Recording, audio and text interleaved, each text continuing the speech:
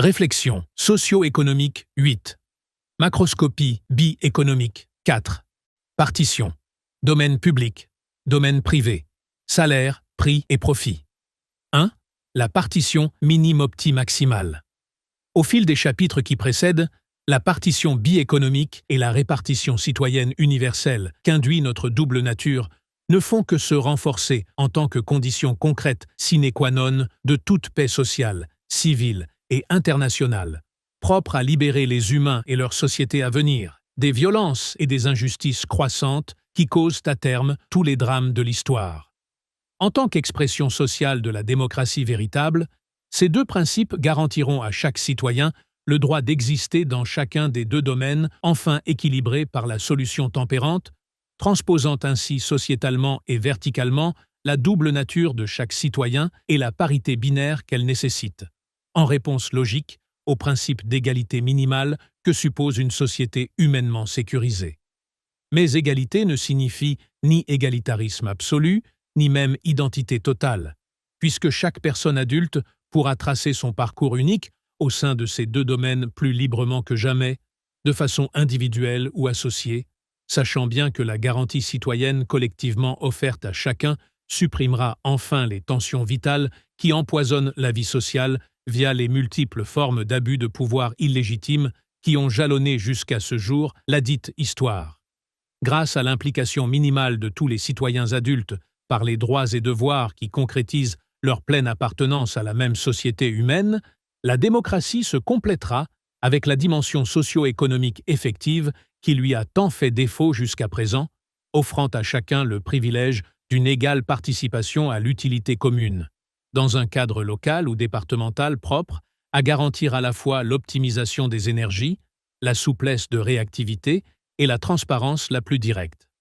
Moyennant la prise en compte de ce besoin sociétal vital pour la paix, en réponse à notre instinct si grégaire et notre interdépendance factuelle, la redéfinition démocratique du contenu des droits et devoirs universels correspondants deviendra par elle-même la fondation et la garantie de la vraie liberté de chacun dans le cadre du domaine privé, en permettant de dédramatiser définitivement les rapports socio-économiques grâce à la dévitalisation de leur enjeu en domaine public, ces deux facettes constitutives de l'individu social ou du citoyen-individu se côtoyant dans les activités quotidiennes de chacun à stricte égalité de proportion. Pour oser une image dentaire appropriée, tout se passe comme si notre instinct animal concurrentiel polluait notre longue histoire depuis l'avènement des premiers humains. La faim nous donnant les crocs et la rareté condamnant chacun d'entre nous à avoir une dent contre tous les autres, ce qui nous oblige à mordre sur la liberté d'autrui et son droit égal et vital à l'existence. Pour ne plus connaître de rage de dents sociales, l'opération bi-économique s'imposera tôt ou tard, et d'autant plus tôt qu'elle sera totalement indolore et libérée de toute violence partisane en se réalisant dans le cadre républicain et délodiste du choix majoritaire, tandis que la solution technique de la partition-répartition dévitalisera pour de bon certaines dents par trop incisives et doulourogènes. Plus sérieusement, notons à quel point l'observation de la réalité historique actuelle ne fait que corroborer le besoin urgent d'appliquer le baume des tempérants sur la plaie ouverte de nos sociétés ensauvagées par la mondialisation néolibérale, tant l'échec humain, démocratique et écologique de cette dernière est devenu insupportable. Cela étant dit, la recette ici proposée suppose un équilibre bidomanial approprié, dont la proportion semble décidément s'imposer via un dosage en 50-50, s'il faut en croire les observations comparatives des chapitres précédents. Comme le démontre l'évolution historique elle-même, bien qu'à la fois empiriquement et maladroitement pour cause de confusion monosystémique et de démocratie incomplète, la tendance spontanée de toute société ou civilisation suffisamment aboutie à promouvoir un équilibre sociétal en deux moitiés par définition égale, préfigurant un domaine public de besoins universels et un domaine privé de liberté optionnelle, semble répondre à une loi naturelle propre aux humains en tant qu'êtres vivants spécifiques et différents des autres espèces terrestres, animales ou végétales. Ces dernières font certes preuve d'organisation complexe, de comportements sociaux solidaires et autres modes de communication très élaborés justifiant tout autant de respect que d'admiration. Mais le propre de l'humanité semble résider ici, dans un besoin irrépressible de liberté ou d'initiative individuelle et partagée, sans aucun doute suscité par une insatisfaction vis-à-vis de notre pesanteur originelle, avec pour effet direct une innovation et une évolution permanente dont l'unique race humaine planétaire peut être fière, nonobstant les mains dégâts et autres excès précisément induits par les contradictions de notre double nature, encore confusément mélangées. Or, le besoin grégaire de bâtir une société mutualisant les nécessités universellement partagées en tant que minimum indispensable pour chaque peuple se trouve pareillement, et donc égalitairement, inscrit au cœur de la créativité humaine, pour ainsi sécuriser et encadrer la liberté vitale par le confort encore si relatif d'une forme de justice et de paix.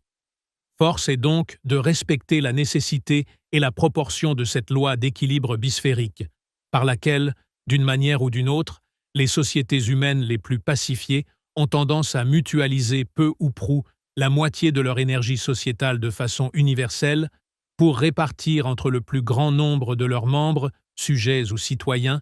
les biens et les services matériels et culturels collectivement considérés comme indispensables. Tandis qu'à l'inverse, les sociétés les plus figées se caractérisent par la violence accrue d'une forme de dictature verticale et l'absence d'une très large classe moyenne réellement prédominante. Cette équipartition naturelle et tendancielle est observable dans chaque société d'envergure et d'autonomie suffisante, et ce, indépendamment des secteurs, privés ou publics, qui peuvent procurer cet avantage sociétal localement universel. Il faut en déduire que le minimum socialement nécessaire à la paix la plus durable qui puisse être suppose bel et bien la répartition égalitaire de 50% de la richesse totale entre tous les citoyens, sachant que la forme concrète des besoins à satisfaire varie bien sûr en fonction de chaque culture autant que des conditions naturelles locales. La mutualisation totale de la richesse commune, à l'instar de l'apparent socialisme de certaines microsociétés tribales, peut se trouver justifiée lorsqu'un environnement hostile très particulier en fait une question de nécessité vitale élémentaire. Mais ces exceptions ne font que confirmer en creux la règle visiblement imposée par l'histoire, laquelle exprime précisément la réalité à la fois sociale et individuelle de notre double nature. Le domaine public, dans la pleine acception bi-économique et délodiste de ce terme, correspond donc au respect de notre appartenance sociale sur la base incontournable d'un minimum de 50% de la richesse totale de la communauté considérée, sachant que le contenu concret de cette mutualisation est d'une façon ou d'une autre défini par les us et coutumes spécifiques à chaque société. Les socialisations primitives, historiquement très supérieures à ces 50%, correspondent à des sociétés isolées d'envergure démographique très limitée et dont la caractéristique est soit de profiter d'une surabondance de ressources propices à la paix la plus spontanée, soit tout au contraire, et le plus souvent, hélas, de subir la rareté extrême de ces dernières en raison d'un environnement naturel inhospitalier, dès lors propice à une solidarité vitale absolue.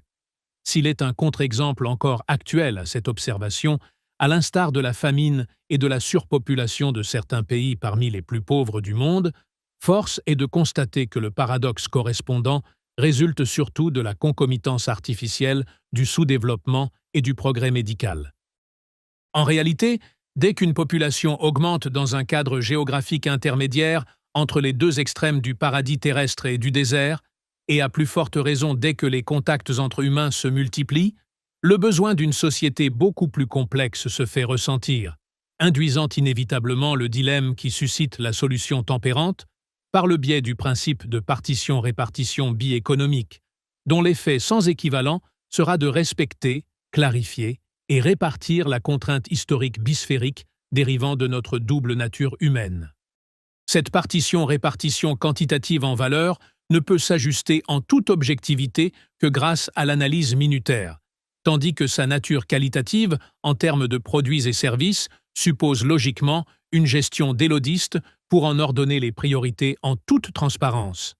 Faute de tels progrès, la tendance vers l'équilibre bisphérique reste trop empirique et biaisée pour satisfaire aux conditions de la paix et de la justice, ce qui se traduit par une inégalité illégitime de distribution de valeur autant que par un gaspillage et une inefficience chronique en matière de production, de consommation et d'équilibre écologique. Concernant le domaine public, et en dessous de cette proportion minimale de 50%, le déséquilibre bisphérique ou interdomanial traduit une insuffisance de répartition démographique de la richesse totale, preuve minutairement mesurable d'une injustice illégitime, puisqu'elle empiète inévitablement sur le minimum sociétalement vital auquel tout citoyen a droit de par sa naissance ou sa présence dans la communauté. En effet, tant que la part universellement vitale de ce minimum de 50% n'est pas égalitairement répartie entre tous les citoyens, moyennant bien sûr leur égale participation aux devoirs correspondants, il est impossible d'assurer la paix et la justice, faute de démocratie socio-économique optimale, puisque d'une manière ou d'une autre, certaines des richesses matérielles ou culturelles d'utilité commune essentielle se trouvent alors indûment et surtout inéquitablement accaparées par quelques minorités. L'échec sociétal usuel qui en résulte se traduit non seulement en termes de répartition illégitimement ou abusivement inégalitaire de la richesse commune,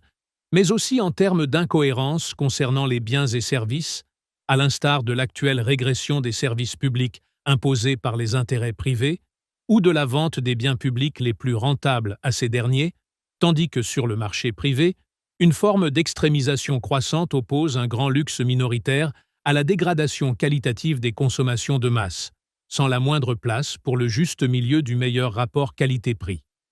Inversement, sinon réciproquement, le minimum volumétrique cité plus haut, nécessaire au domaine public pour asseoir tout équilibre sociétal durable au point de le rendre de fait définitif, ne saurait dépasser lesdits 50% sans empiéter dangereusement sur la liberté de chacun aux dépens d'un progrès socio-économique et culturel optimal, puisque tout dépassement du palier fatidique des 50% ferait courir le risque collectif d'une socialisation abusive, en privant les citoyens de leur proportion légitime et tout aussi vitale de liberté individuelle dans le respect d'un juste équilibre bisphérique entre les domaines publics et privés, même en cas de volonté démocratiquement exprimée.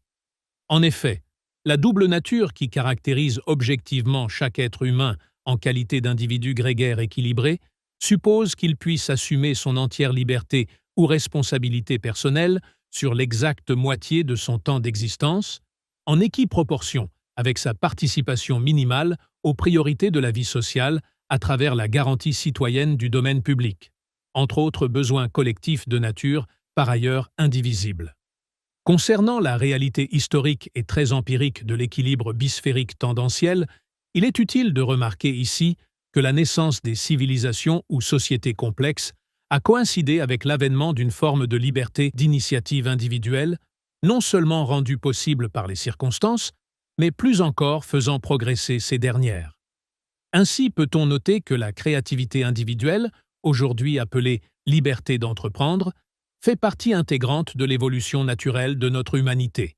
développant progressivement l'équivalent d'un secteur privé qui a peu à peu complété la socialisation quasi totale des sociétés tribales d'origine, en réduisant d'autant la disproportion au fur et à mesure que celles-ci ont pu se libérer de contraintes naturelles, ressenties comme autant de frustrations et d'obstacles à l'épanouissement culturel, dans le sens le plus large de ce dernier terme.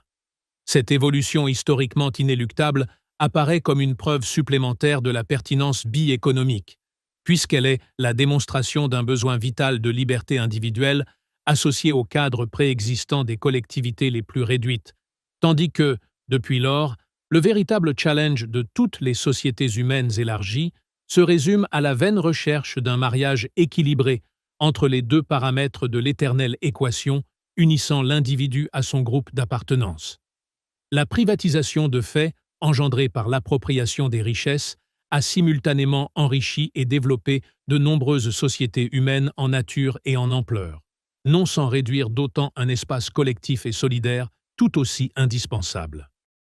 La seule stabilisation définitive possible de ce processus, afin de respecter l'unique et juste proportion paritaire, suppose plus que jamais la solution d'une partition bi-économique strictement égalitaire entre les domaines publics et privés, tandis que le respect de la moindre égalité démocratique sous-entend quant à lui la répartition de l'accès aux deux sphères complémentaires entre tous les citoyens. Les calculs minutaires directs et comparatifs à venir ne pourront que démontrer la pertinence universelle et l'efficacité socio-économique de cette solution totalement inédite, en révélant objectivement que seul cet équilibrage absolu peut éviter les multiples gaspillages et les contradictions sociétales qui nous empêchent de vivre ensemble en paix, avec les conséquences humaines et écologiques que l'on sait.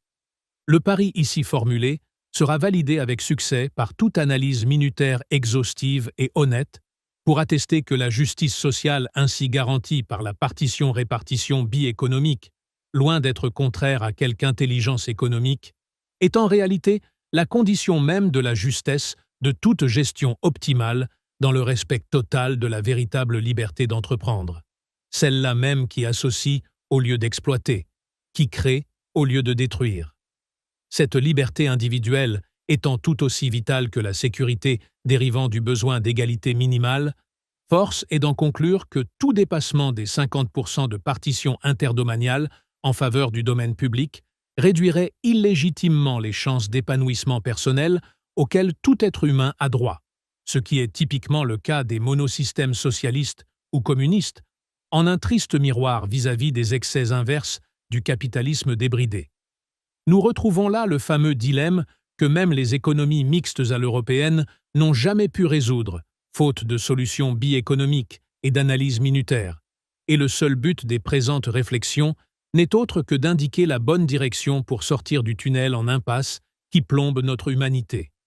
Les solutions ici proposées créent les conditions d'un décollage sociétal historiquement aussi déterminant que la révolution industrielle, pour logiquement compléter le stade économique actuel grâce à l'ère sociale qui devra tôt ou tard lui succéder en tant qu'innovation prioritaire ou nouveau centre de gravité.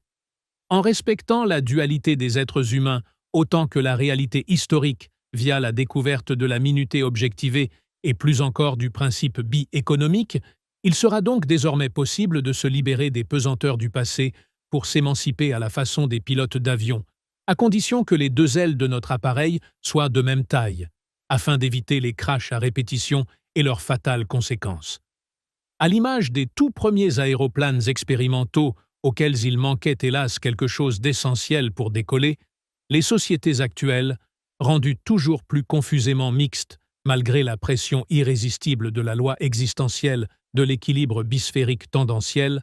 gaspillent encore des milliards de vies humaines et des quantités astronomiques de ressources naturelles sans trouver le juste équilibre de la paix qui suppose l'analyse minutaire et son principe de partition-répartition bi-économique, sachant par ailleurs que ces innovations ne pourront être définitivement adoptées que dans le cadre politique serein d'une république devenue délodiste.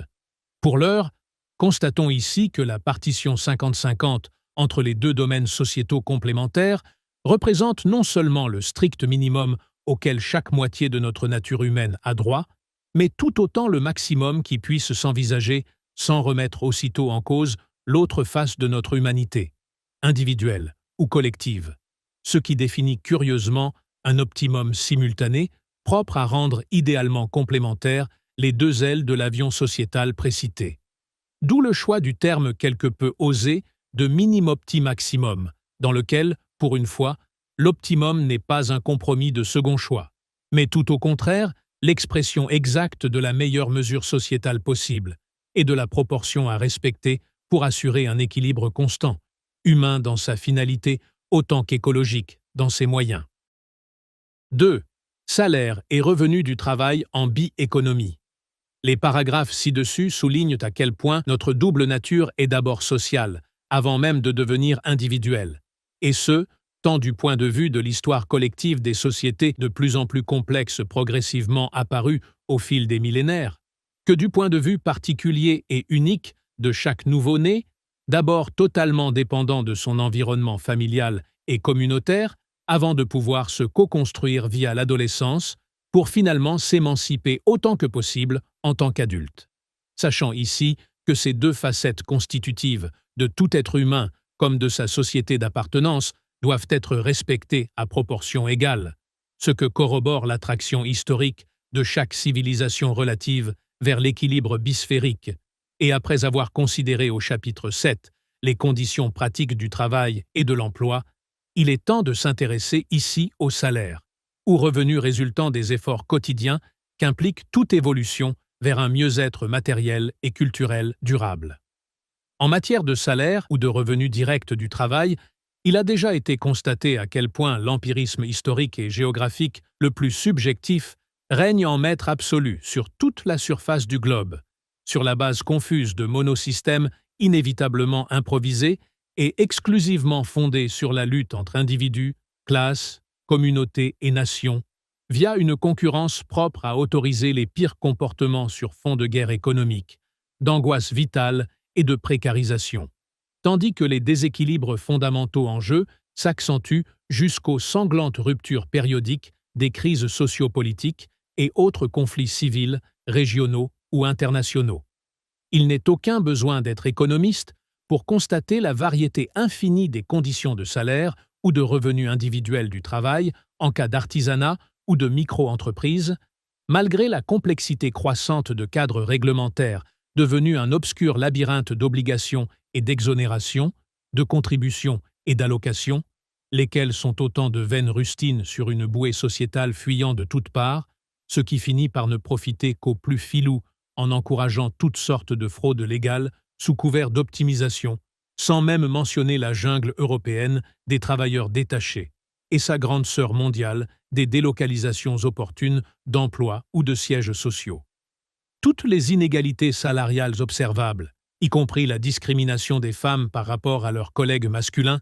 attestent l'incohérence d'une véritable loterie financière relative aux fruits du travail, laquelle est source de stress permanent, puisque l'habitude du tout ou rien, typique des sociétés monosystémiques, met constamment en jeu le minimum socialement vital de toute personne dépendante d'autrui, y compris en tant que prestataire individuel, artisan, commerçant ou sous-traitants.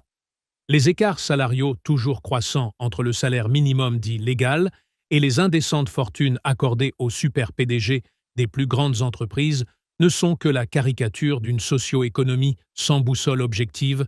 en tant que résultat logique des déséquilibres induits par les monosystèmes, dont la tendance toujours plus libérale détruit à terme toute cohérence sociétale à travers la monopolisation du pouvoir économique et sa prédominance de fait sur son jumeau politique, par intimidation et chantage, voire par corruption idéologique et financière. En contexte biéconomique, la double nature qui fonde la réalité historique de notre pesanteur sociétale s'éclaircit et se rationalise grâce à l'analyse minutaire et son principe associé de partition-répartition, et ce, y compris concernant les salaires et revenus du travail, puisque ces derniers revêtent dès lors une double raison d'être dont les éléments complémentaires ne doivent plus être mélangés. La définition même de salaire ou revenu du travail, au sens complet du terme, exprime dès son échelle individuelle la dualité fondamentale déjà maintes fois soulignée, tandis que la valeur qui doit correspondre à ce paramètre sociétal se répartit inévitablement entre domaine public et domaine privé. Dans son sens le plus large, la valeur objective de tout travail à mi-temps ou garantie citoyenne, autrement dit, le bon et juste salaire ou revenu universel du travail, compris en tant que minimum individuel dans le cadre du domaine public, devrait correspondre à une partie non négligeable des 50% de la richesse nationale totale annuellement ou mensuellement produite par la communauté nationale,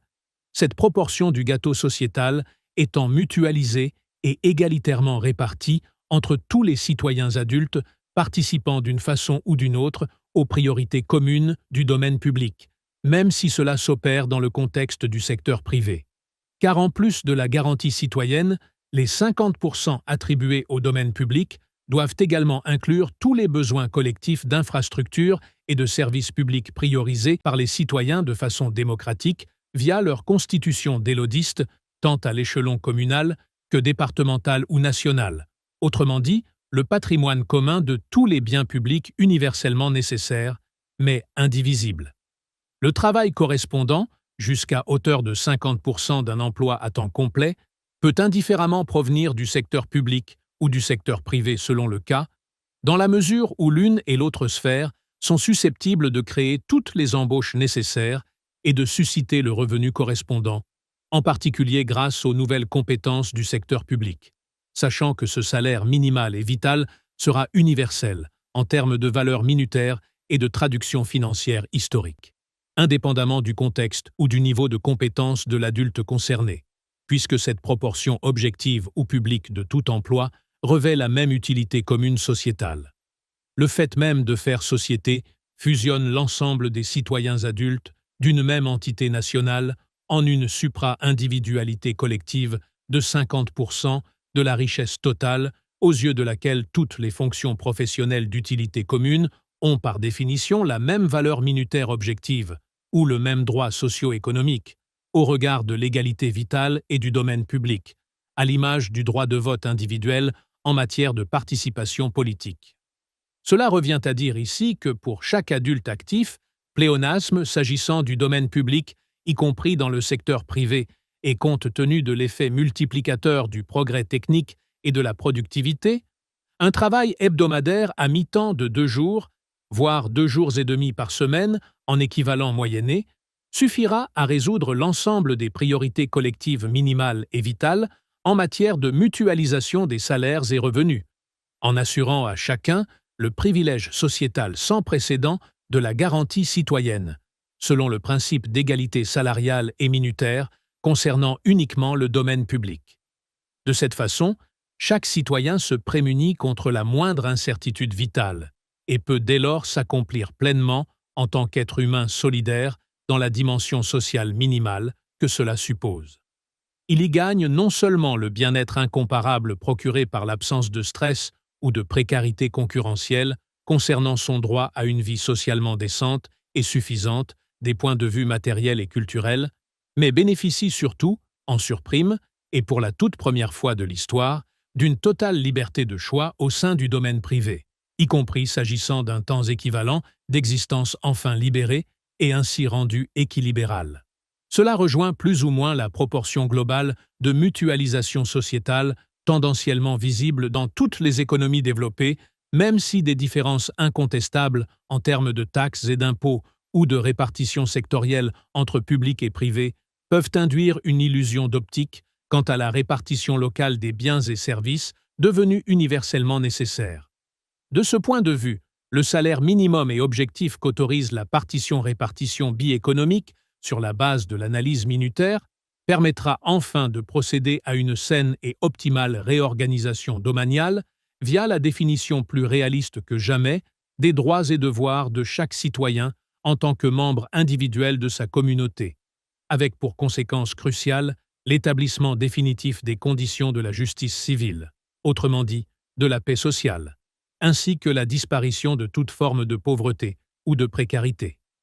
Comme il sera souligné plus loin dans ce même livre, cela équivaut aussi à une sorte d'impôt minimal et unique, directement exprimé sous forme d'un demi-temps de travail de valeur objective universellement constante,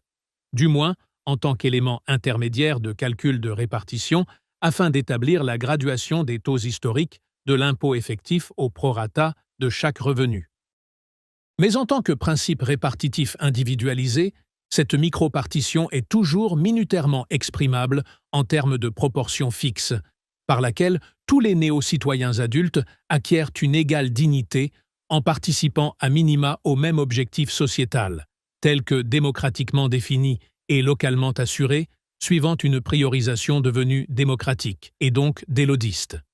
Ainsi, tous les adultes actifs seront sécurisés en devenant des citoyens socio-économiques égaux, en droits comme en devoirs vitaux sur 50% de la richesse sociétale totale, y compris s'agissant des biens communs habituellement financés par une partie des impôts pour les services publics et autres infrastructures. Plus une société disposera de ressources humaines, culturelles et naturelles, plus ce minimum de garantie sociale pourra correspondre à de confortables prestations en matière de qualité de vie et de mode de vie, bien au-delà du simple niveau de vie matériel optimal qu'autorisera par ailleurs un tel système, seule façon de respecter à terme les joyaux de notre environnement terrestre, ainsi que l'écosystème de notre propre humanité.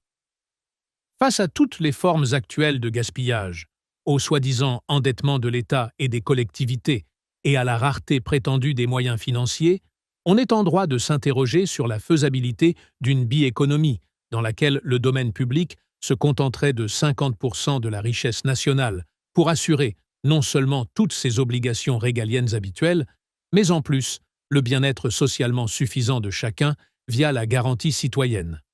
D'abord, ce serait oublier un peu vite l'immense main-d'œuvre additionnelle que représentera désormais l'implication locale en domaine public de tous les citoyens aujourd'hui encore inactifs, et ce, vraisemblablement dès l'âge de 16 ans, ce qui représente sûrement un bon tiers de population active supplémentaire, en incluant également la participation modulable et minimale des seniors et autres retraités.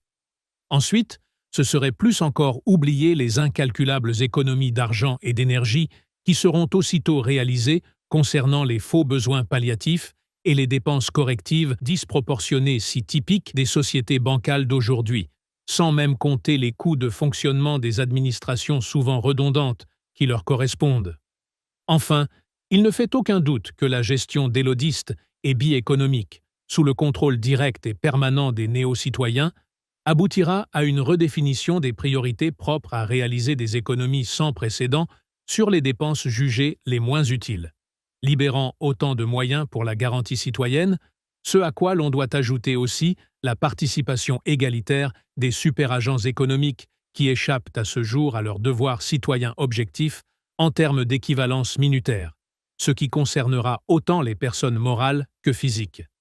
Cette proportion publique des salaires et revenus à venir sera tout, sauf une ponction fiscale déguisée, dérobant aux citoyens 50% de leurs précieux efforts, puisque, bien au contraire, c'est par le travail de 2 journées ouvrées sur une semaine de 4 jours, voire de 2,5 sur 5, et plus encore via tout équivalent minutaire de même proportion, mais dûment gradué au prorata de chaque revenu individuel ou structurel, que chaque adulte, comme chaque entreprise ou personne morale, fera partie intégrante du domaine public en accomplissant son devoir citoyen pour gagner, par un minimum de minuté, un maximum de garanties matérielles et culturelles, au travers d'une universelle semi-égalité sociale de base avec ses concitoyens individuels ou regroupés, offrant ainsi la meilleure définition socio-économique de la démocratie,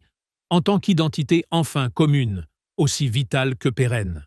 Car s'il est vrai que chacun doit la moitié de son existence active ou activable à la société dont il profite, celle-ci lui doit en retour la même proportion de garanties vitales, égalitairement individuelles d'une part et mutuellement indivisibles d'autre part, via une péréquation universelle objectivement fondée qui rationalise socialement les valeurs historiques subjectives. 3. Revenu social ou public et impôt à la source. La simplicité universelle de cette quasi-semi-fonctionnarisation de l'ensemble des citoyens les rendra copropriétaires de leur histoire, quelle que soit la façon dont ils participeront à cette nouvelle et enfin véritable société humaine accomplie, en fonction de leurs compétences personnelles. C'est bien là toute la différence avec l'actuelle usine à gaz sociétale et son ingérable millefeuille administratif, dont les impôts oppressent inefficacement tant de citoyens dans une progressivité toute relative, car gravement incomplète, reprenant par exemple via la TVA, sur le dos des plus faibles, nombre d'allocations et autres exonérations aux contre-effets incontrôlables, tandis que la minorité la plus fortunée se trouve proportionnellement dispensée de participer au bien commun en tant que gros actionnaires ou méga-entreprises. De par leur complexité dysfonctionnelle, les structures et politiques fiscales monosystémiques reflètent leurs impossibles replâtrages sociétaux via une redistribution sociale de la richesse peu ou prou assimilable à une aumône faussement charitable et finalement insultante vis-à-vis de la citoyenneté. Tous les citoyens, comme tous les peuples, ont suffisamment de bon sens pour comprendre la nécessité commune et vitale d'une forme ou une autre d'imposition en tant que participation universelle au même effort proportionnel, à condition d'en avoir les moyens, d'être assuré que la valeur objective de cet impôt soit bien la même pour tous, et que l'usage des ressources ainsi collectées soit démocratiquement priorisé par le biais d'une véritable démocratie. Ce qui est injuste au point d'en devenir incompréhensible, c'est le fait que certains citoyens ne payent pas d'impôts et soient pris en charge sans contrepartie ni contrôle, que d'autres soient volés via une proportion excessive de taxation en tout genre, et plus encore, que les plus fortunés échappent légalement ou non à leurs obligations, au point d'être responsables de la moitié de la dette publique, selon les analyses de certains macroéconomistes. Le principe même du rôle redistributeur de l'impôt pour réduire les injustices d'une économie libérale trop subjective et empirique en matière de salaire et autres revenus ne saurait être remis en cause. Mais l'absence de garantie citoyenne minimale, universelle et vitale induit jusqu'à présent autant d'inefficience que d'inefficacité dans la mise en œuvre des politiques fiscales monosystémiques, dont la complexité ubuesque devient source d'abus, d'injustice, d'aberrations et de fraudes propres à choquer tout citoyen lucide et honnête. Et l'enjeu principal de ces réflexions sera de pouvoir aboutir, dans ce domaine fiscal, à la détermination de la formule unique respectant tous les équilibres sociétaux, ainsi que la parité du binôme associant la liberté à l'égalité, comme l'individu à la société ou le privé au public. En réalité, aucune personne, ni aucun groupe de personnes à la conscience digne et souveraine ne demande la charité, même via une absence d'imposition, car d'un certain point de vue, toute dérogation, prestation ou allocation non universelle peut être ressentie comme un aveu de faiblesse et de dépendance par son propre bénéficiaire, même lorsque les apparences peuvent en déformer la nature au point de recréer par là une forme de pseudo-privilège. Vu l'infinie variété des situations individuelles concrètes en contexte monosystémique, il est impossible de rendre l'imposition et la redistribution efficaces et équitables en toute transparence, ce qui explique les constantes incohérences et autres excès observables au quotidien à tous les échelons de nos sociétés, depuis la haute administration jusqu'aux contribuables ou allocataires, selon le cas. Ainsi donc, le véritable impôt de redistribution-mutualisation ne peut correspondre qu'aux 50% objectivement dus au domaine public, grâce à la participation universelle et identique de chaque citoyen au bien commun d'une république dès lors socialement aboutie, sachant qu'en fonction du revenu de chacun, la formule définitive à établir devra graduer la répartition sous forme de prélèvement ou d'allocation selon le cas, s'agissant en cela de l'équilibrage proprement bi-économique du revenu vital. La seule mesure objective de cette contribution réside dans la durée identique de temps travaillé, toujours transposable en minutés, quel que soit le métier exercé, comme le statut individuel ou structurel de chaque acteur socio-économique, ce calcul de principe devant permettre d'établir une juste et légitime individualisation de chaque taux d'imposition et du montant correspondant.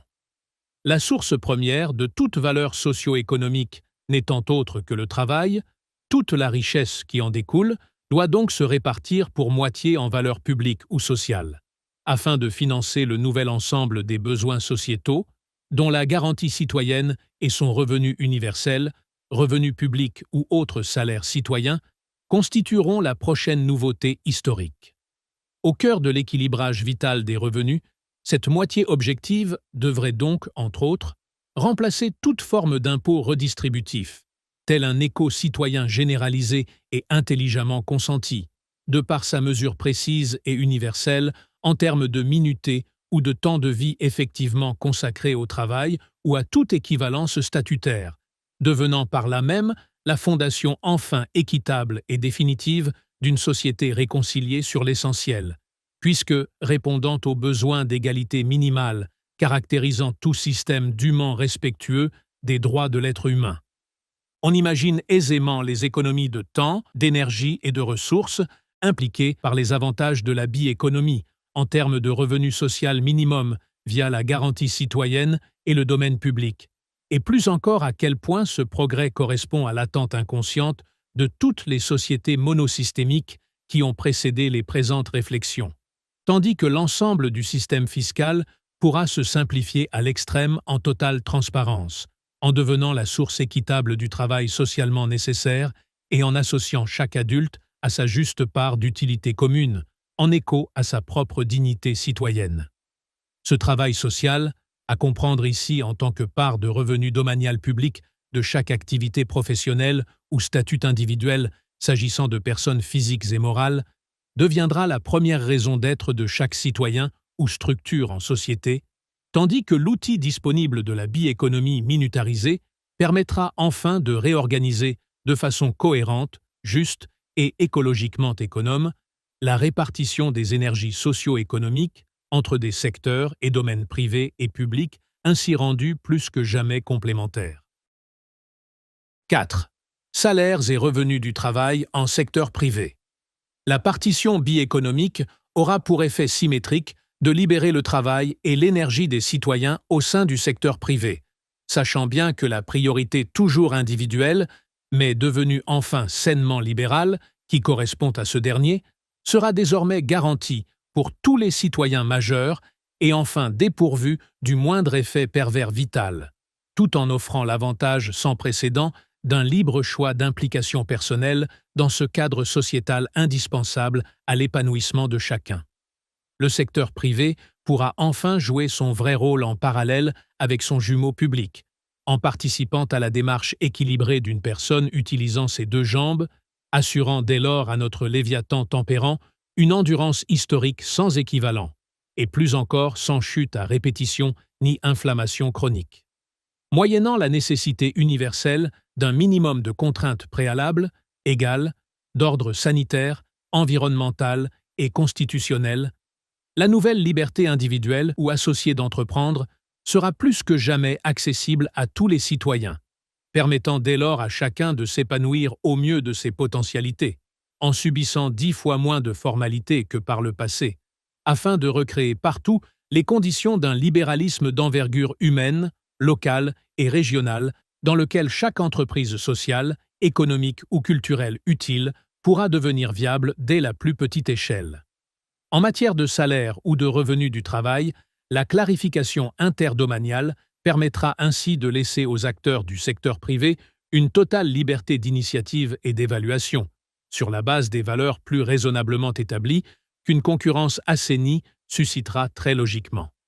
En effet, les besoins socialement vitaux et suffisants étant désormais résolus par la Constitution via la garantie citoyenne du domaine public, il en résulte ici que les 50% de richesses réservées au domaine privé ne feront plus l'objet d'aucune limitation réglementaire concernant les salaires, les revenus, les prix et les profits, pour respecter comme il se doit l'équilibrité constitutive de chaque personne humaine, au même titre que l'égalité objective à laquelle cette dernière a pareillement droit. Ainsi, moyennant le respect universel des mêmes contraintes minimales, le vrai libéralisme du secteur privé se trouvera dûment institué et respecté en tant que marché ouvert à tous, particulièrement dans le cadre local ou régional qui correspond à une échelle humaine optimale trop souvent dépassée, et ce, d'autant plus que le besoin de rentabilité maximale ne sera plus une question de survie, compte tenu de la sécurité garantie par le domaine public, ce qui finira par tempérer, ou plutôt tempériser, le dit marché privé par autorégulation. En effet, l'existence parallèle de la garantie citoyenne et de la démocratie locale constituera la meilleure façon de prémunir la société tempérante contre toute dérive abusive en matière de comportement socio-économique, à tel point que, très certainement, aucune forme de plafond spécifique ne sera nécessaire concernant les salaires et profits du secteur privé, a fortiori si la loi majoritaire impose le bon sens et la cohérence minimale du localisme pour préserver l'environnement en réduisant les transports et répartir l'emploi de façon géographiquement équilibrée. Grâce à la partition-répartition bi-économique, les citoyens participant au secteur privé pourront déterminer librement les salaires, les prix et les profits, mais dans un rapport de force enfin équilibré, sans plus aucun enjeu vital au sens socio-économique du terme, permettant à chacun, si tel est son libre choix, de vivre sa propre aventure domaniale individuelle en parfaite sérénité, ce qui filtrera psychologiquement les meilleurs apports et rapports de la liberté d'entreprendre, quel que soit le champ d'application sociale, économique ou culturel concerné. À terme, les salaires, revenus ou profits du secteur privé seront perçus comme un bonus sans risque, en supplément optionnel vis-à-vis de la garantie citoyenne, tandis que la relation employeur-salarié sera celle d'une collaboration plus que d'une subordination, interdisant de la sorte tout abus de pouvoir peu ou prou assimilable à la surexploitation d'autrui, la discrimination ou l'esclavage. Le rapport d'emploi privé au sein de ce néo-secteur méritera enfin l'appellation de libre contrat et la souplesse des conditions d'horaire ou de salaire résultera dès lors d'un consentement mutuel propre à apaiser chaque relation professionnelle dans le respect des parties signataires. C'est dire combien la nature et le vécu des relations privées s'en trouveront dédramatisés, filtrant ainsi automatiquement les seules meilleures initiatives sociales, économiques ou culturelles, de par l'exclusion symétrique de tous les comportements abusifs ou malhonnêtes, c'est-à-dire objectivement illégitimes malgré leur apparente légalité.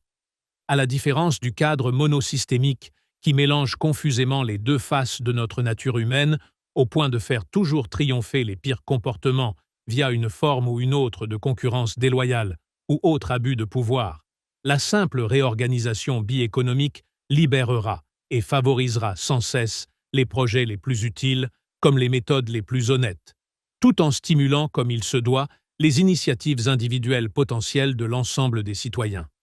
De fait, chaque adulte se sentira libre de créer ou non sa propre activité, seul ou en association, pour négocier et vendre son produit, sa création ou son service éventuel, sans être nécessairement préoccupé par une rentabilité ou une profitabilité maximale s'il conçoit cette activité comme un simple mode de vie local socialement épanouissant, tandis qu'inversement, il pourra décider de chercher un emploi en louant une force de travail et des compétences désormais revalorisées par la prise de conscience de la valeur minutaire dudit travail en domaine public.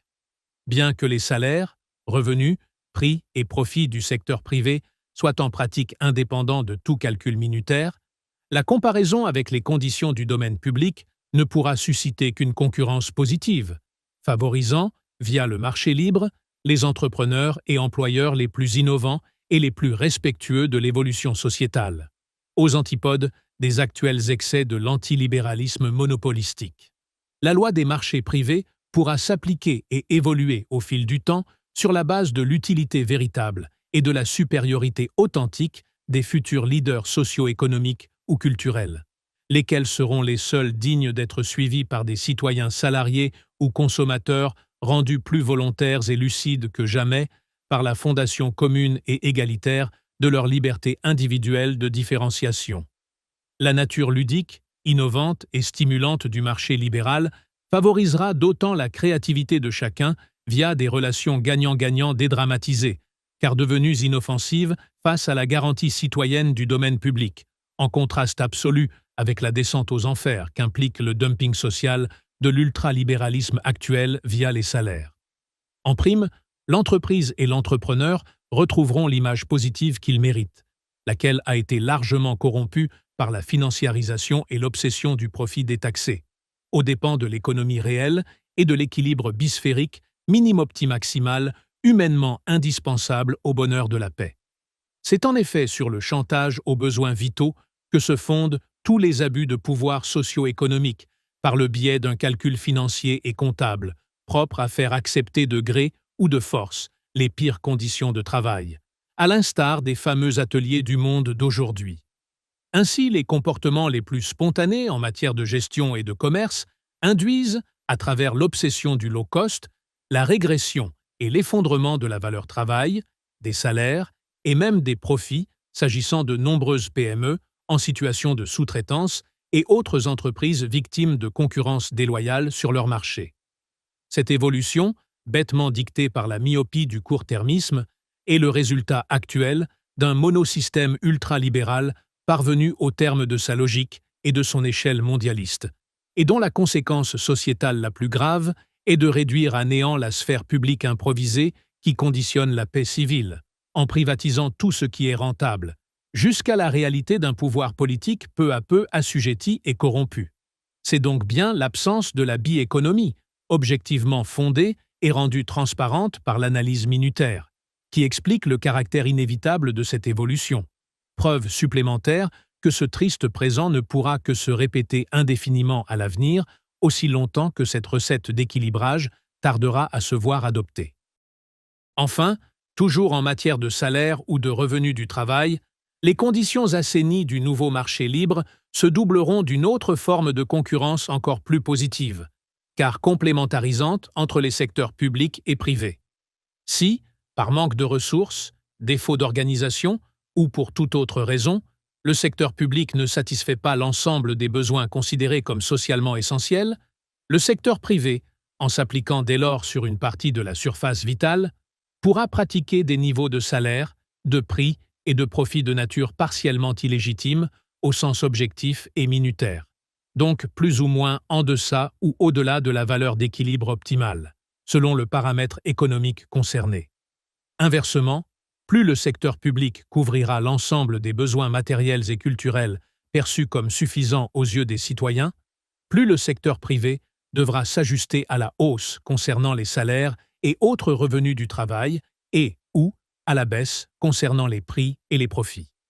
En pratique, l'équilibre absolu de l'équirépartition 50-50 correspondra à la meilleure gestion globale possible de la société dans son ensemble, encourageant dès lors les deux domaines à se compléter utilement en termes de produits et prestations, ne serait-ce que sous la menace permanente d'une mise en concurrence interdomaniale, toujours possible en cas de nécessité avérée. Il résulte de ces réflexions que chaque citoyen adulte sera assuré et simultanément obligé d'avoir un travail ou une fonction à mi-temps représentant la concrétisation de ses droits et devoirs constitutionnels en matière socio-économique au sein du domaine public, quel que soit le secteur d'activité considéré, privé ou public, concernant son travail ou emploi dans la pratique.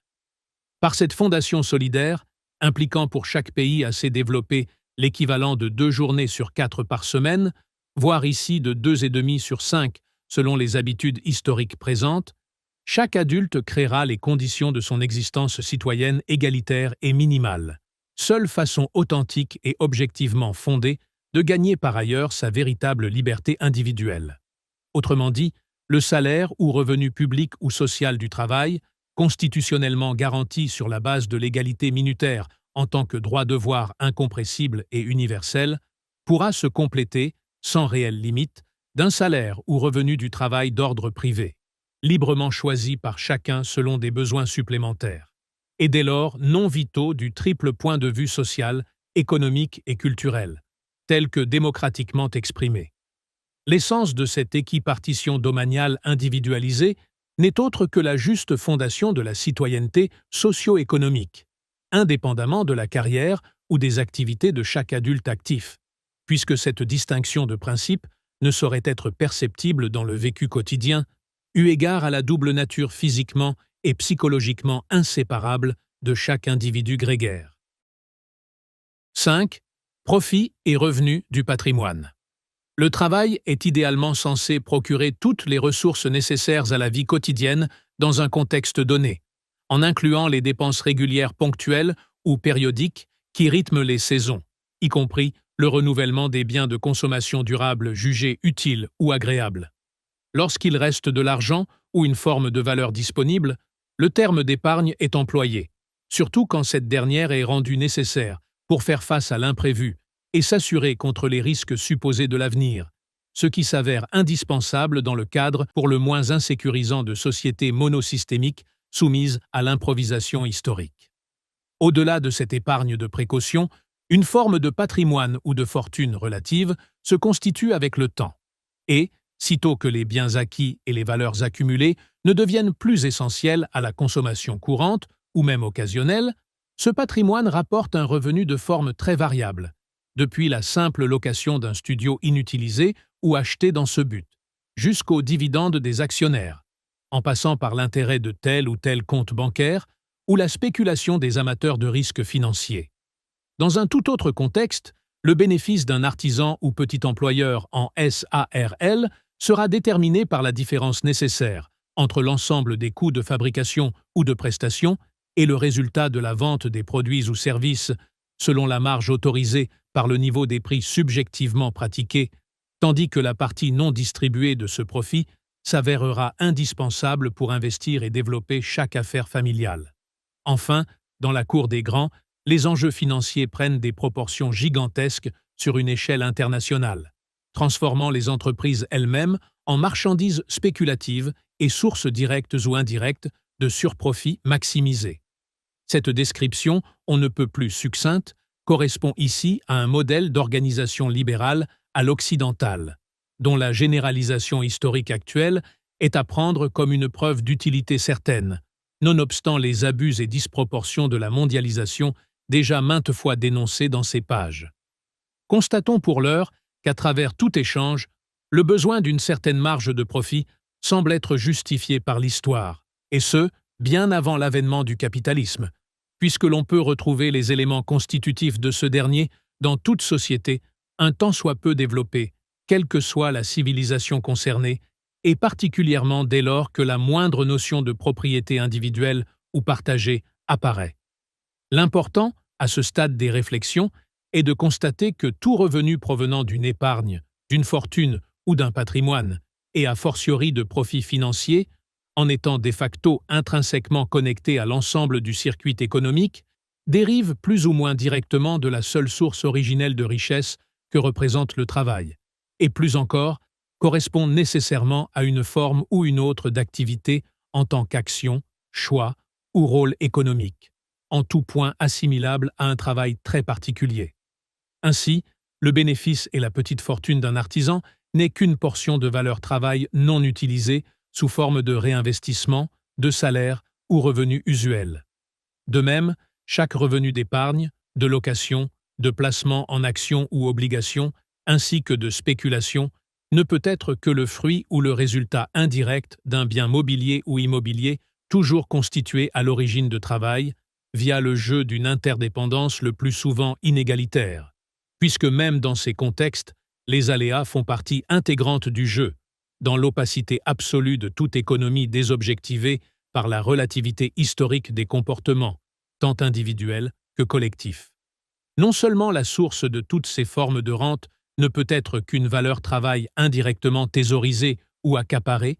mais l'activité que suppose le temps passé à gérer soi-même ou faire gérer par autrui ces formes de patrimoine et leurs revenus constitue en soi une forme de travail, à plus forte raison lorsque cela devient une occupation à temps partiel, voire à temps complet.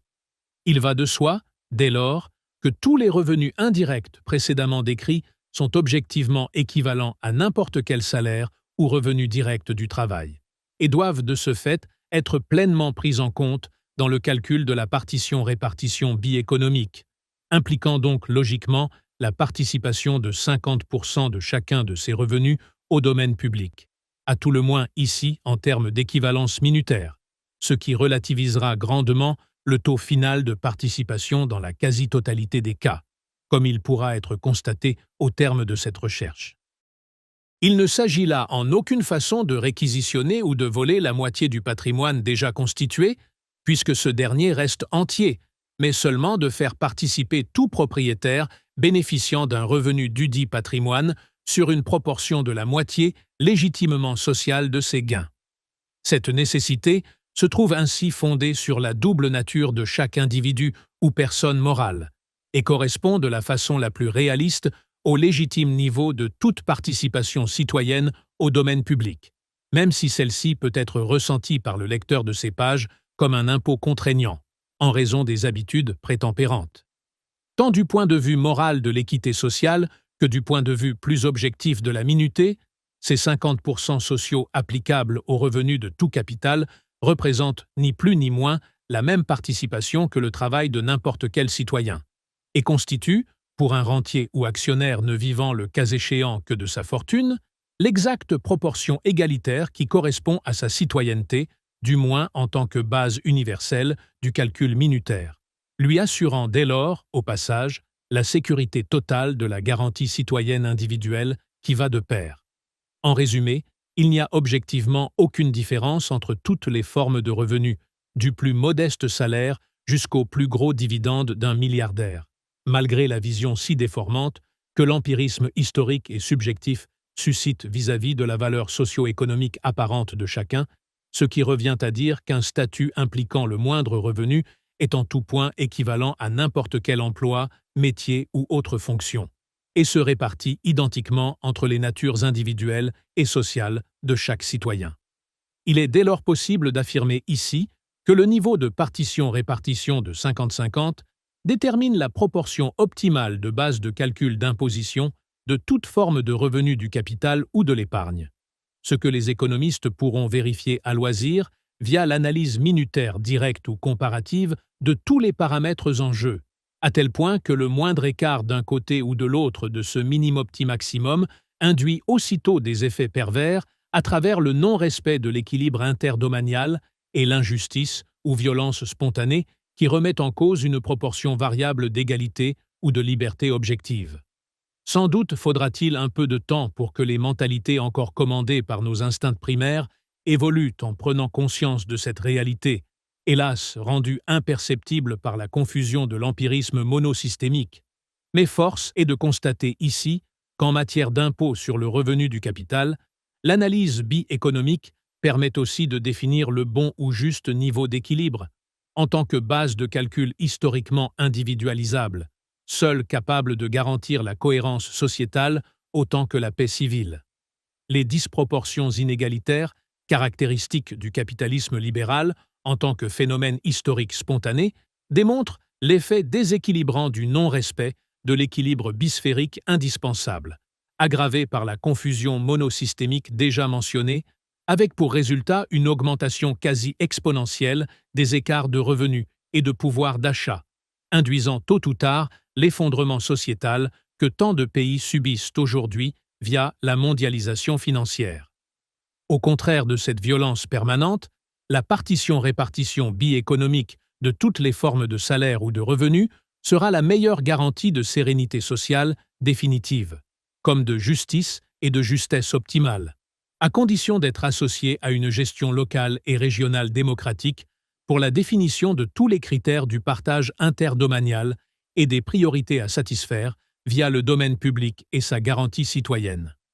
Loin de démotiver les individus, cette sécurisation indispensable pour la pacification des comportements socio-économiques vis-à-vis du minimum socialement vital libérera l'ensemble des citoyens, stimulant leur créativité positive plus et mieux que jamais, renouant ainsi avec l'échelle humainement optimale de l'initiative locale, laquelle montre déjà de très nombreux résultats concrets qui ne demandent qu'un juste droit à l'expérimentation élargie en vue de la généralisation opportune des meilleures solutions, comme en témoigne déjà le si bel exemple de l'économie bleue et circulaire, entre maintes autres innovations.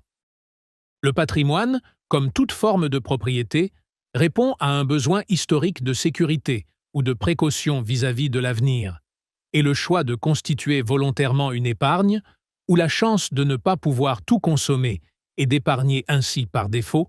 font partie d'une réalité historique bien compréhensible, surtout dans le cadre de toute économie empirique et instable, laquelle justifie psychologiquement le besoin de transmission à la génération suivante via l'héritage. Il ne faut voir là qu'un besoin en tout point légitime, en particulier concernant le secteur privé et son intrinsèque liberté de choix individuelle ou associée.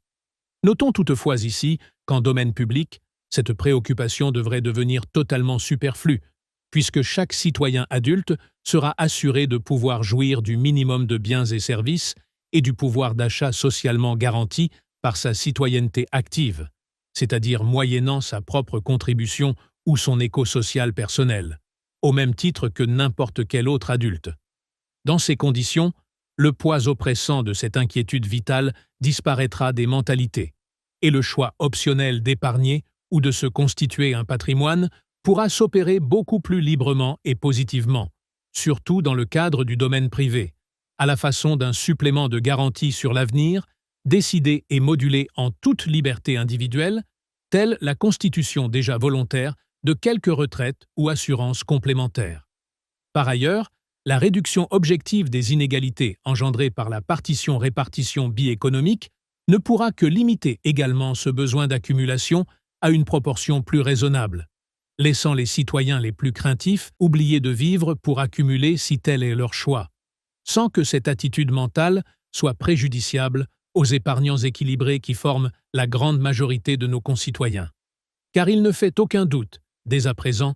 que la décrispation de toutes les tensions vitales sous-jacentes au besoin de constituer un patrimoine fera évoluer les mentalités jusqu'au cœur du domaine privé, suscitant à terme une autorégulation de bon sens. De même, la libération de tous vis-à-vis de la pesanteur socio-économique qui plombe encore notre double nature fera le lit d'une nouvelle culture propre à faire tomber les milliardaires mégalomanes de leur actuel piédestal en tant qu'exemples à suivre. Car les vrais leaders exemplaires de demain ne s'enrichiront plus sur le dos de leurs compatriotes ou de tout étranger, tandis que le temps aura enfin retrouvé sa juste parité avec l'argent, dès lors que l'humain tempérant se sera rendu maître de sa condition sociétale exhaustive. 6. Valeur, prix et profit en secteur privé. Conditionnant de facto le bénéfice ou le profit par la création d'une marge ou plus-value pouvant se voir partiellement ou totalement réinvestie, le prix de vente reste un élément déterminant de tout progrès. Et dès lors se pose la question de la détermination de son niveau au sein du marché. Si la seule valeur objective et universelle ne peut être que le temps de travail mesuré en minutés, comme déjà postulé précédemment, force est de constater que le marché habituel de l'offre et de la demande représente la face concrète de l'existence d'un prix qui devient aussitôt dépense et revenu de part et d'autre du binôme acheteur-vendeur, cette réalité naturelle ayant justifié la fameuse théorie néoclassique du marché libre, dont la main invisible est supposée tout optimiser, alors même que l'évolution historique en contredit à terme les principes fondateurs. S'ajoutant à une évaluation salariale des plus aléatoires, puisque le plus souvent basée sur la loi du plus fort, autrement dit, la violence de conditions sociales, hélas objectivement illégitimes, mais historiquement légales, la détermination des prix de tous les biens et services proposés donne l'occasion d'une autre forme de domination via le commerce et le marketing pour aboutir au non-sens et au gaspillage actuel, entraînant par ailleurs le risque écologique que l'on sait. Ici encore, la confusion monosystémique et l'absence de calcul minutaire, en permettant tous les coûts les plus bas, ruinent inévitablement les activités locales et les tenants du meilleur rapport qualité-prix au profit des pires stratèges en matière de dumping, de délocalisation et de manipulation publicitaire. Car, contrairement aux apparences, le consommateur n'est pas le maître du jeu via son pouvoir d'achat. Et tous les magazines sérieux spécialisés dans ce domaine montrent à quel point on se laisse facilement abuser à travers les prix et autres opérations discount. Sachant que le propre de l'évolution naturelle du marché est de tendre vers l'oligopole ou le monopole via la disparition ou l'absorption des concurrents, les prix se trouvent de facto dictés par les plus gros intérêts,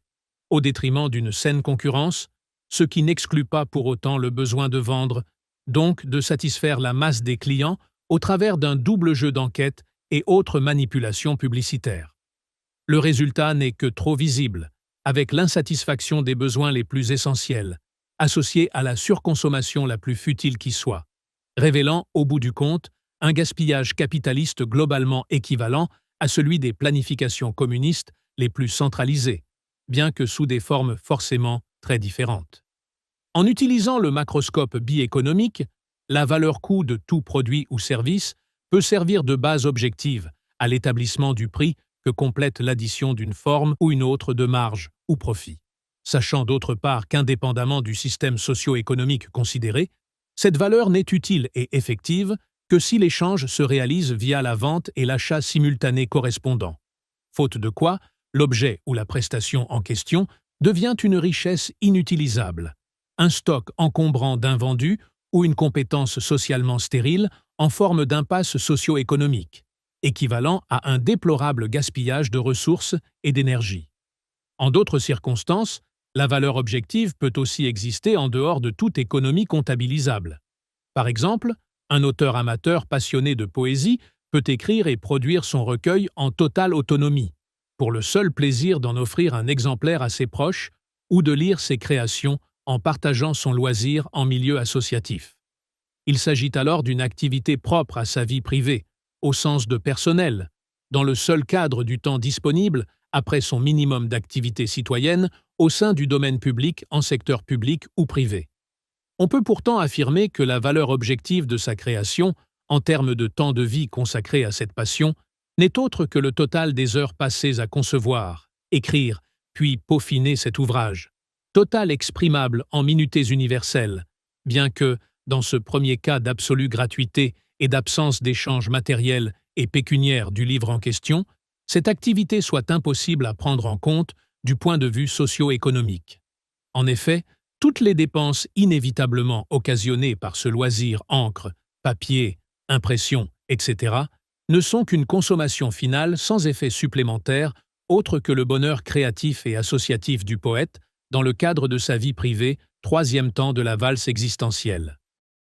Si cette personne publie son recueil à compte d'auteur ou via un éditeur local, voire par l'intermédiaire d'Internet, avec un prix de vente générant un revenu potentiel, chaque vente sera aussitôt comptabilisable et son activité passe logiquement de la sphère intime au secteur privé de la liberté individuelle d'entreprendre.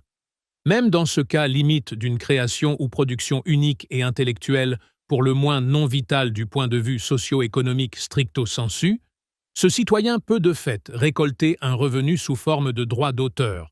dont l'importance en valeur pécuniaire peut finir par rembourser et dépasser tous les coûts impliqués, y compris son temps de travail, de composition ou d'écriture pour peu qu'un nombre suffisant d'exemplaires soit vendu,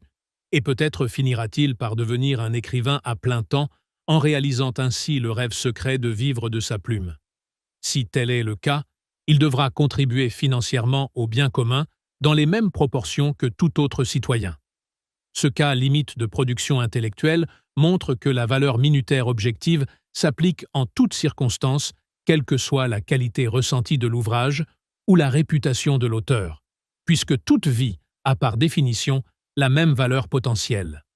La différence qui pourra récompenser cet auteur par rapport à d'autres écrivains dépendra des circonstances culturelles, historiques et évolutives du marché, avec tous les aléas empiriques que cela suppose, rencontres, soutien, pistons et autres effets buzz.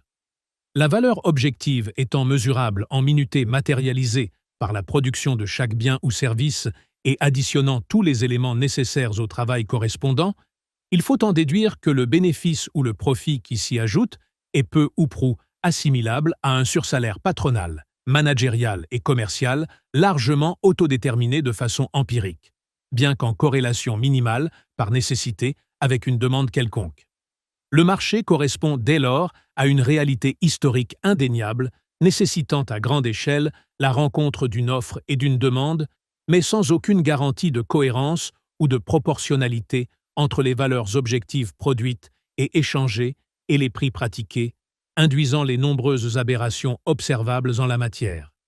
Par exemple, il suffit de remarquer que le prix fixe d'un livre ne change pas en multipliant les ventes, voire que sa valeur marchande décroît même dès lors qu'il est publié en collection de livres de poche.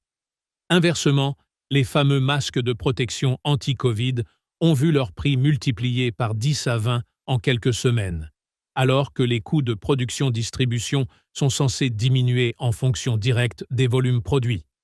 De fait, en système libéral, il est impossible pour le consommateur lambda de connaître les coûts et les marges de profit que tout prix de vente est supposé exprimer, ce qui n'empêche pas les plus grandes entreprises d'imposer une transparence totale à leurs propres fournisseurs ou sous-traitants, et de limiter ainsi les maigres profits de certains partenaires. Dès lors, chaque fois qu'un dominant économique peut imposer une marge excessive en aval, ou inversement des coûts trop réduits en amont, le transfert de valeur qui en résulte implique une perte ou un manque à gagner pour l'autre partie, dont l'effet négatif est souvent transférable aux intermédiaires de la filière, jusqu'au tout premier ou dernier maillon de la chaîne de valeur selon le cas, à l'instar des éleveurs de la filière agricole. Par son effet cumulatif inévitable, ce mode empirique de détermination des prix et profits contribue dès lors au déséquilibre grandissant du marché et à l'asservissement économique des plus faibles, sinon des plus honnêtes, en termes de valeur objective minutaire.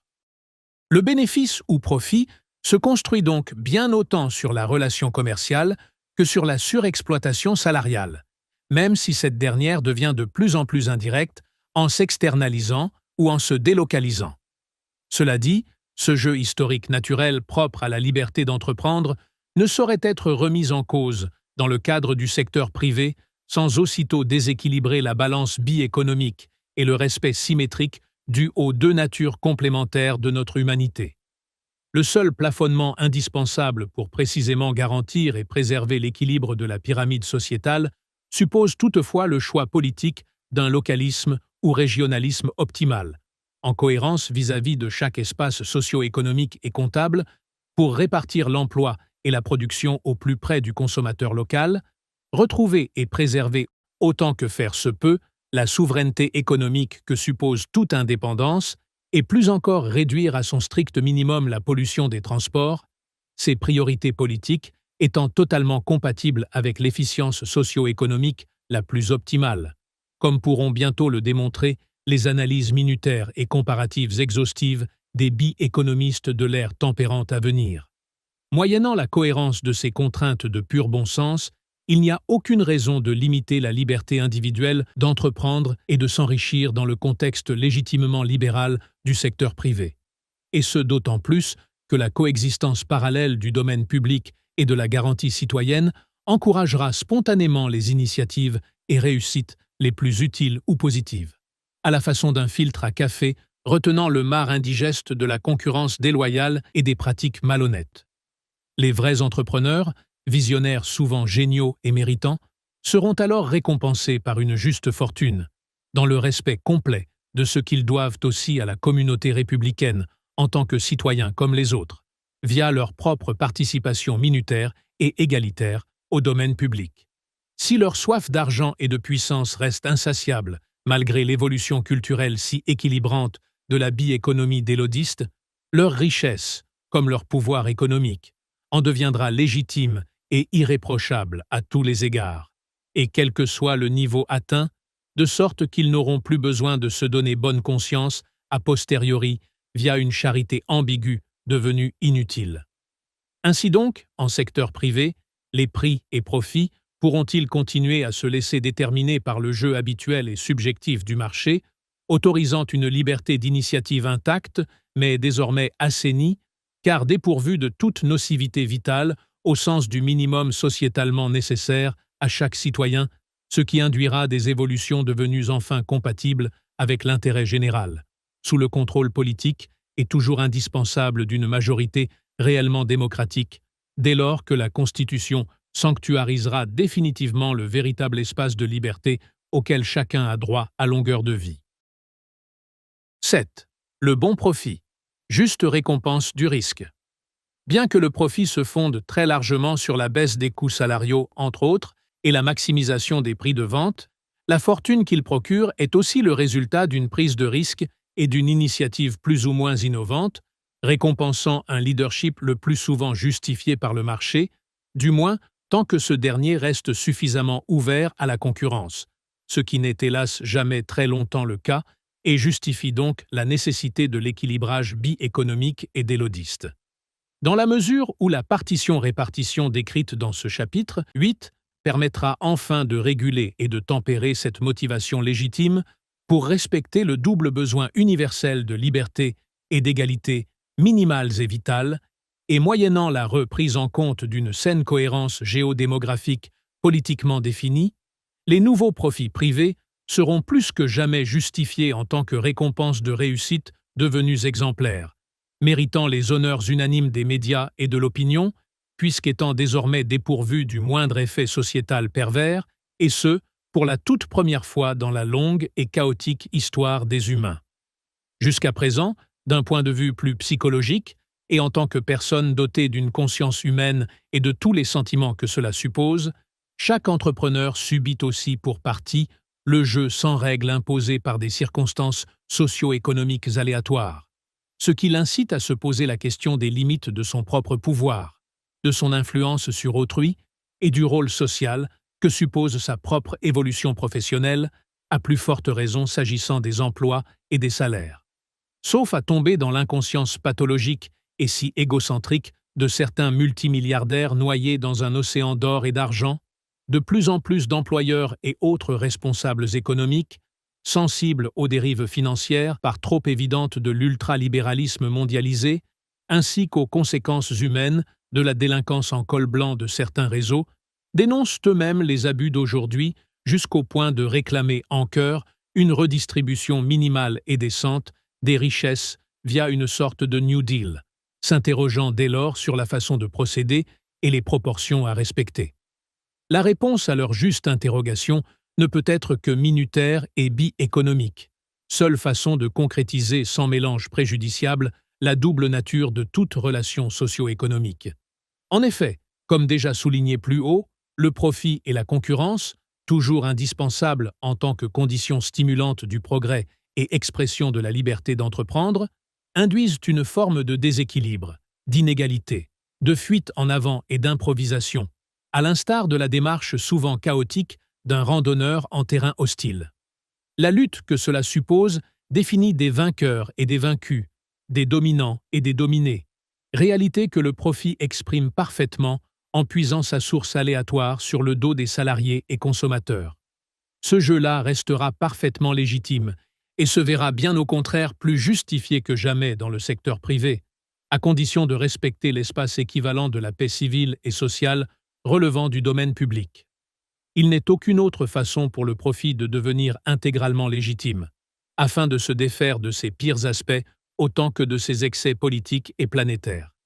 Qui plus est, la saine décrispation ou pacification de tous les enjeux concernant le bien commun et la garantie citoyenne ne fera que stimuler la vitalité des entreprises les plus utiles et compatibles avec l'épanouissement général, en libérant les meilleurs entrepreneurs de la concurrence déloyale des escrocs objectifs et autres délinquants économiques, conscients ou non de leur grave responsabilité dans le présent chaos.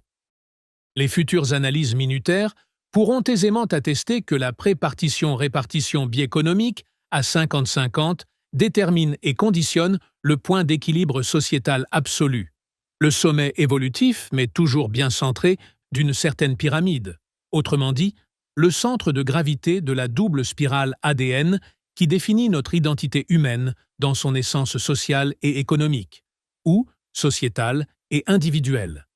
Dès lors, grâce à l'assistance permanente d'une proportion fixe encadrant une évolution constante, la justice ainsi définie se trouvera corroborée par la justesse d'un calcul économique enfin exhaustif, et toutes les conditions seront réunies pour profiter d'un avenir pacifique, propre à réconcilier l'économique et l'écologique, au point de pouvoir identifier ces deux dimensions de l'existence à une seule et même dynamique, en constant perfectionnement. Le plus rassurant, à ce stade déjà avancé de l'étude en cours, est en effet d'observer à quel point la future partition-répartition biéconomique respectera les libertés historiques spontanées des relations économiques habituelles, tout en les tempérant en volume et en nature dans leur juste proportion objective et positive, grâce à la mise en place de la garantie citoyenne universelle d'un domaine public enfin devenu complet, dans le sens d'inclure la justice et la paix, en lieu et place des honteux gaspillages humains et environnementaux qui caractérisent les sociétés prétempérantes. Août 2020.